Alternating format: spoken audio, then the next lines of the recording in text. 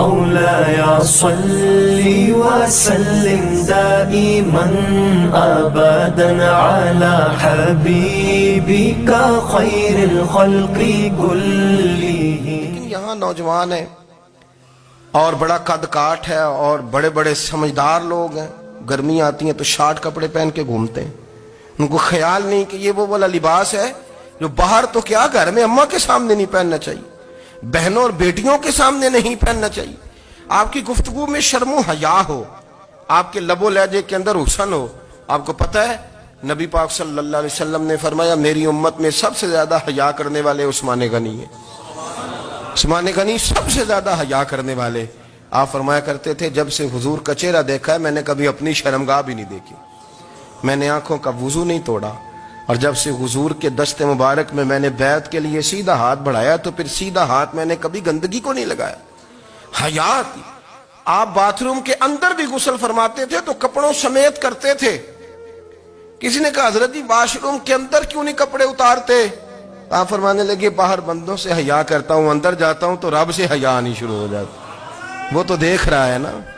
تو میں جو بات آپ کی خدمت میں عرض کرنا چاہتا ہوں اس کو آپ سمجھیے گا میرے عزیز، کہ شرم والا مزاج، گفتگو بھی شرم والی، آنکھیں بھی شرم والی، لباس بھی شرم والا، دوستی یاری بھی شرم والی، بہت ساری ایسی باتیں. دیکھیں نا آپ ذرا، میں نے کہا کہ باتوں کو سن کے گزر نہ جایا کریں، اس کی گہرائی پر غور کریں.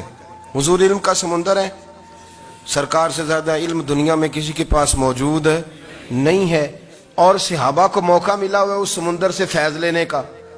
لیکن ان کی حالت یہ ہے کہ حضرت علی المرتضیٰ فرماتے ہیں 14 دن گزر جاتے. حضور سے کوئی سوال پوچھنا ہوتا تھا پر میں شرم کے مارے نہیں پوچھ پاتا تھا. 14 دن بخاری شریف میں موجود ہے. ایک دن نبی پاک صلی اللہ علیہ وسلم نے پوچھا صحابہ سے کہ وہ کون سا درخت ہے جس کے پتے نہیں گرتے، اور وہ درخت اس طرح ہے جس طرح مومن ہوتا ہے، وہ درخت میرے مومن کی طرح بتاؤ.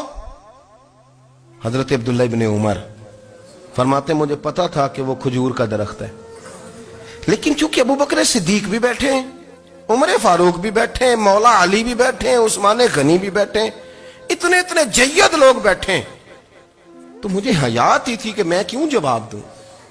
کہتے سرکار نے کئی دفعہ پوچھا، لوگوں نے کئی اور درخت بتائے، پر فرمایا تمہارا جواب درست نہیں ہے. آپ حیا کے اس پہلو پر غور کریں کہ سوال کا جواب آتا ہے. سوال کا جواب یعنی مجھے سوال کا جواب آتا ہو پھر میں دوں نہ، مجھے بدعزمی نہ ہو جائے گی.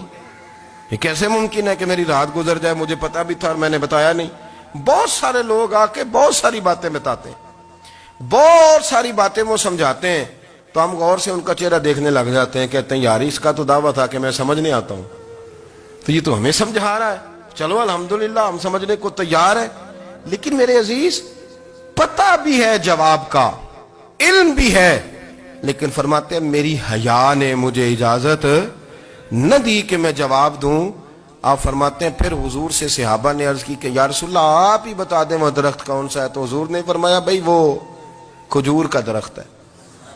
تو آپ فرماتے ہیں میں دل میں کہہ رہا تھا کہ الحمدللہ میرا جواب درست ہے، حالانکہ میں نے جواب دیا ہی نہیں.